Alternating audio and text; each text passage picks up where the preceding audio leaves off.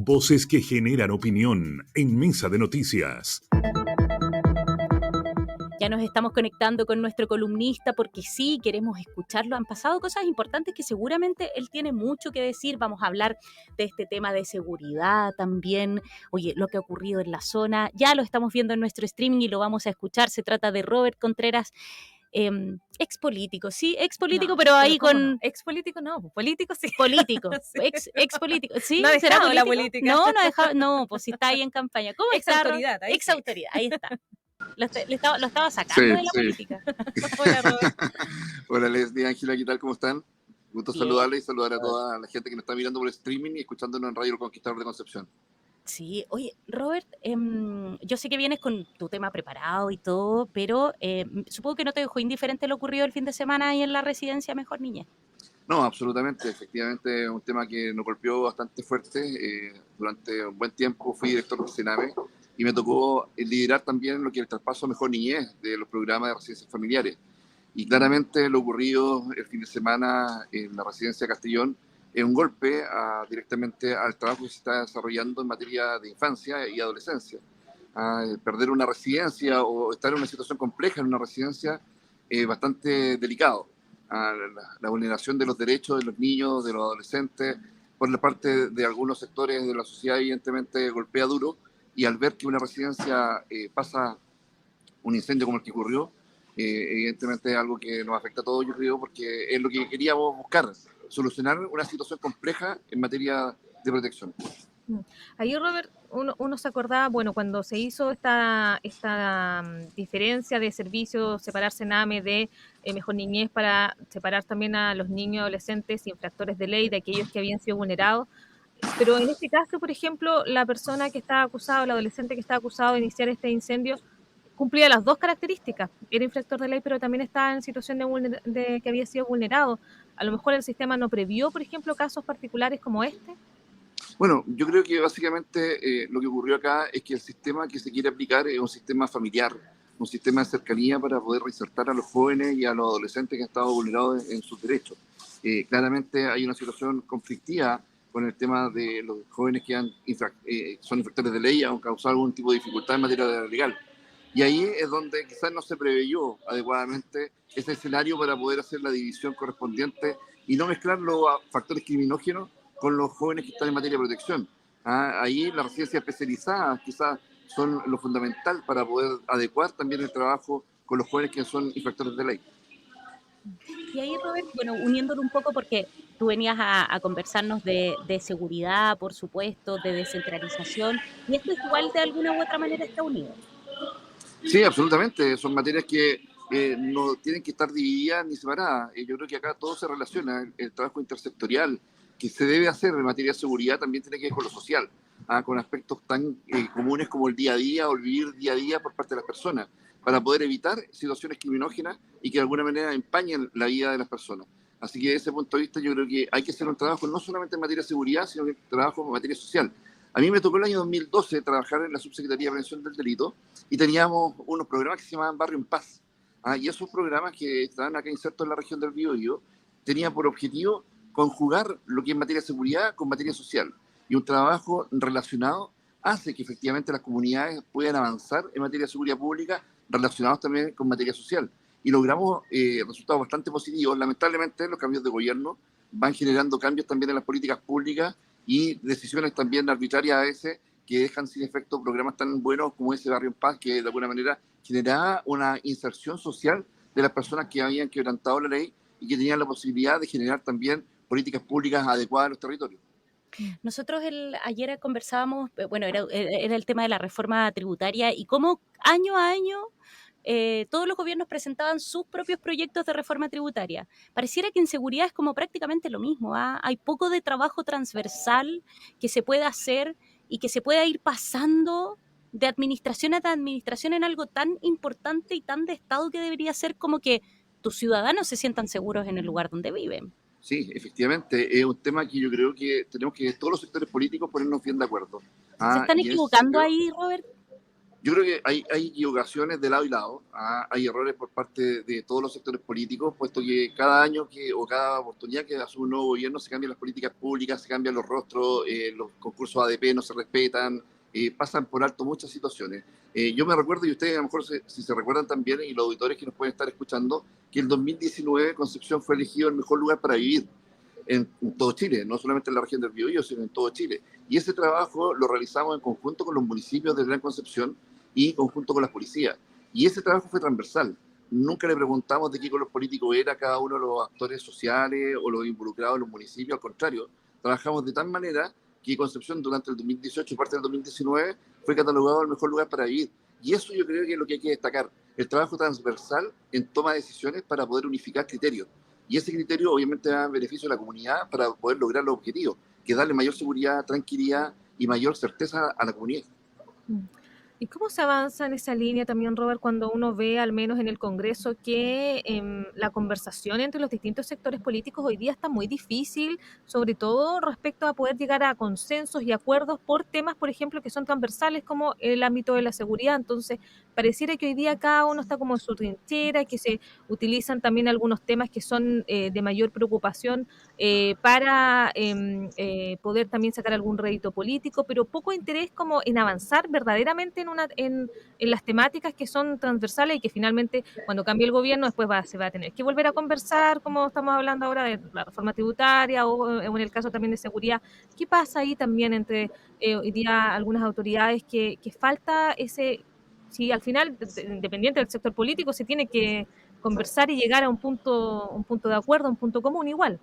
Sí, efectivamente, un tema que ojalá a todos los sectores pudiésemos colocarnos bien de acuerdo. Ahí hay un tema también del diálogo. A veces el diálogo ha faltado en las conversaciones y yo creo que la buena voluntad debe primar, a la buena fe entre todos los sectores políticos para poder lograr algo tan anhelado que es vivir tranquilo, vivir en paz en cada uno de nuestros sectores, nuestros barrios. La gente tiene mucho miedo en los barrios, tiene mucho temor de lo que está pasando, de lo que está ocurriendo en nuestro país. Ya vimos lo que ocurrió en Santiago hace ya un día atrás, 2 días atrás, donde una persona asesinada en su departamento en un piso 14. O sea, lo que está ocurriendo es grave, gravísimo. Lo que ocurrió hace una semana en Chihuayante, donde una persona fue baleada y fue, en este caso, muerta y falleció producto de un robo de 20.000 pesos. Estamos hablando que los delitos están llegando a niveles que están desesperando a la comunidad y ahí es donde la clase política tiene que estar al día con la sintonía de las necesidades de las personas. Y esa es la invitación que yo hago, o sea, a trabajar en conjunto, trabajar en perspectiva de futuro y trabajar en beneficio de la comunidad.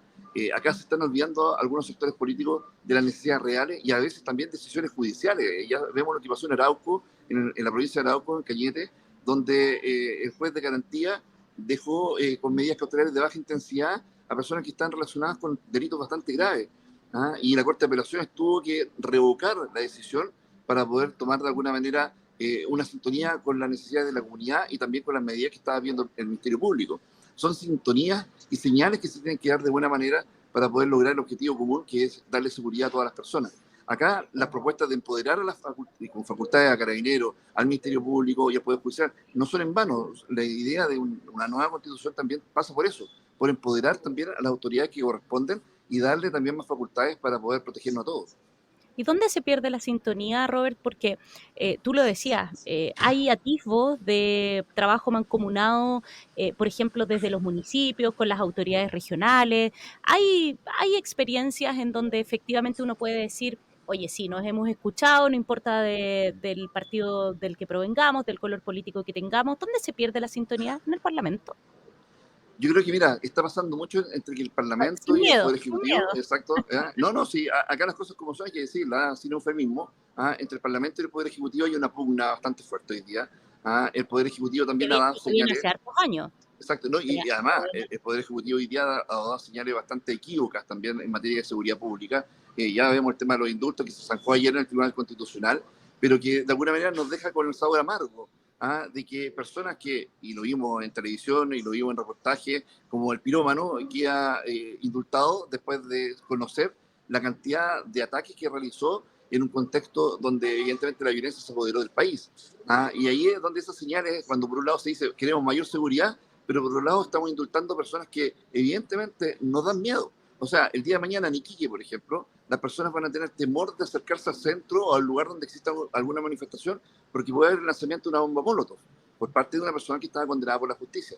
Y ahí es donde hay que hacer algunas definiciones donde claramente el eje estructurante debe ser la calidad de vida de las personas y la seguridad que les debemos dar y brindar. Acá el trabajo, yo creo, todos tenemos que abrir la mente, tenemos que buscar la forma de trabajar en conjunto y no equivocarnos. El tema de seguridad pública no solamente es de seguridad, el tema de seguridad pública también tiene que ver con lo social. Y ahí es donde el trabajo intersectorial entre las áreas que están de alguna manera separadas por algunos ministerios deben interrelacionarse. No puede ser que en materia de seguridad pública no trabajemos también lo social en los diferentes barrios de la región o del país. Ahí, Robert, respecto al tema de los indultos, más allá de que, claro, se ha establecido que es una facultad que tiene el presidente de la República, pero ha faltado quizás entonces a lo mejor más allá de, bueno, si se decidieron en determinados casos explicar entonces más a fondo de, bueno, ¿por qué se hace esto precisamente para poder dar una tranquilidad de cuál es la opinión también con la que se están realizando este tipo de acciones y que se tenga claro entonces qué es lo que se está hacia dónde se quiere avanzar? Que, claro, que ese es el tema. O sea, cuando vemos que Gendarmería emite informes donde dice claramente que no son personas aptas para el indulto, creemos que la sintonía la pierde el gobierno al dar estos indultos favorablemente. Y ahí es donde claramente debemos respetar las decisiones que pasan por las instituciones. Y ahí la institución de Gendarmería dijo claramente, estas personas no merecerían el indulto presidencial y igualmente se les otorga, contrario a todo lo que dice un organismo técnico competente. Entonces ahí es donde yo creo que debemos buscar aclarar algunos aspectos, tomar decisiones respecto a que el indulto debe ser acotado a situaciones a lo mejor de salud, modificar, en este caso, las atribuciones presidenciales, pero hay que buscar señales también de parte del Ejecutivo. Por un lado, un día se dice, vamos a ser como perros para poder cazar la delincuencia y seguir la delincuencia, y el otro día indultamos a delincuentes. Entonces, ese tipo de situaciones la ciudadanía ya no la resiste, no aguanta. A mí me ha tocado conversar con muchas personas esta última semana y la gente lo único que quiere es vivir tranquila, vivir sin miedo, que no asalten sus locales comerciales, que no asalten en la calle, que no los maten directamente por un asalto. Y ahí es donde nosotros tenemos que buscar la clase política, el entendimiento para poder lograr de alguna manera el objetivo que es darle de alguna manera tranquilidad y la seguridad a las personas. El bien común acá debe primar y obviamente de alguna manera la bandera bajarla, a veces replegarla, para pensar en la ciudadanía, pensar en las personas, pensar en los que están hoy día siendo afectados por los delitos.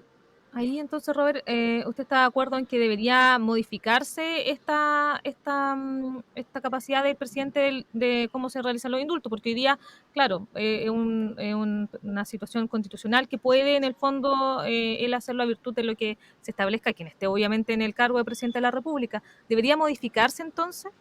Yo creo que habría que hacer una revisión exhaustiva, profunda, al tema del indulto presidencial, para que las medidas que se tomen en ese caso vayan en sintonía con la ciudadanía y con la seguridad que requerimos.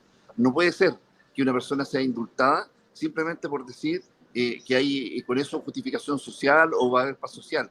¿Cómo puede haber paz social, en definitiva, con alguien que está condenado por delitos de incendio graves, que están condenados por delitos o por situaciones de violencia intrafamiliar? Se habla de un gobierno feminista y por un lado se indulta a una persona que estaba cuestionada por casos de violencia intrafamiliar. Entonces, ahí están las contradicciones, y esas contradicciones obviamente hay que zanjarlas en materia legal y en materia constitucional. Y ahí usted decía, bueno, bajar las banderas. Bajar las banderas es como un llamado justamente a la oposición que frente quizás a estas señales no muy claras, de todas maneras puedan insertarse en el diálogo. Ahí usted pertenece a RN. ¿Qué se ha hablado? ¿Van a bajar las banderas? O sea, yo creo que en este sentido lo que tenemos que hacer es que nuestra intención de ser oposición también debe pasar por primar un diálogo para poder lograr el objetivo de darle tranquilidad a la comunidad. Desde el oficialismo lo mismo. Hemos escuchado a diferentes actores del oficialismo que dicen que la materia de seguridad no son su tema. El otro día acabo de escuchar en otro programa amigo de ustedes que una persona muy destacada del mundo de la política de centro izquierda decía que la seguridad no es tema para ellos. O sea, si dicen que no es tema para ellos, es tema para la ciudadanía. La seguridad necesita tener tranquilidad, ¿cierto? La necesidad de la seguridad es parte fundamental de poder convivir en paz. Y ahí es donde tenemos que buscar la forma de que no solamente la seguridad sea parte de lo que la oposición quiere, sino que también lo que quiere el oficialismo, el gobierno. todos queremos vivir en paz, queremos progresar como país, debemos ponernos de acuerdo, sentarnos a conversar, a dialogar, y hoy día quizás es el momento, después de lo que terminó el Tribunal Constitucional, para que logremos conversar seriamente y decididamente para reformular las políticas públicas en materia de seguridad. Claro, y ahí no solamente en seguridad, sino que en general y más allá de la administración que esté en el gobierno, obviamente que las prioridades de la ciudadanía van cambiando de acuerdo a las contingencias. Hablábamos de seguridad, lo más probable hace 2 años no era un tema tan transversal como sí lo ha sido este último año, por lo tanto eso también tiene que ir a adecuarse las autoridades, las distintas autoridades también entonces a lo que va pasando la contingencia y las necesidades de la ciudadanía, más allá de que a lo mejor no esté dentro de un plan, dentro de un programa o a lo mejor no era prioridad, porque por supuesto uno sabe, las prioridades van cambiando siempre. ¿Y cómo, Claramente.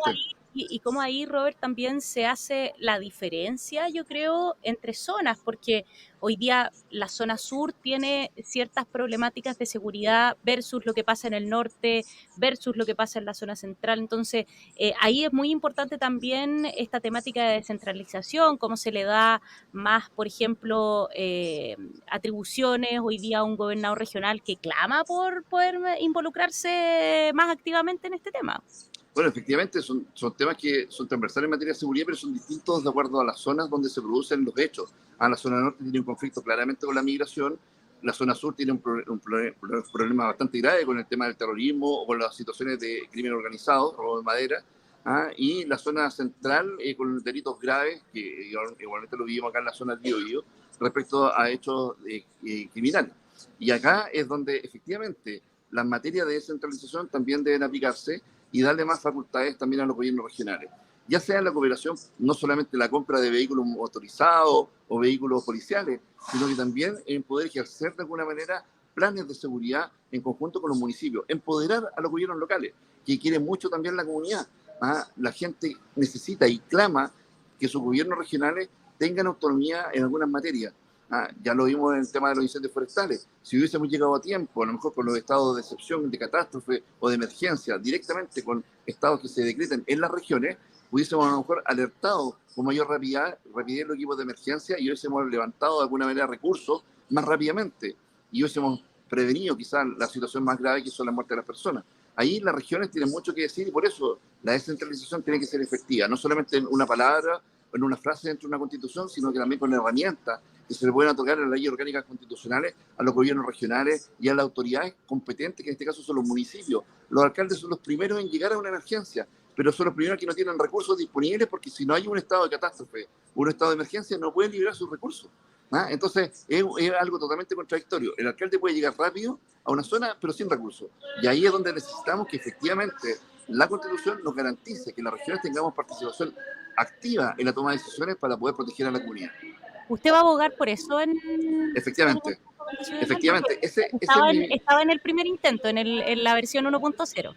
Exacto, pero con la diferencia que ahora, con un diálogo constructivo entre todos los actores sociales, los actores directamente relacionados con el tema de escribir la Constitución, podemos llegar a un consenso en cuáles van a ser las materias del régimen de descentralización.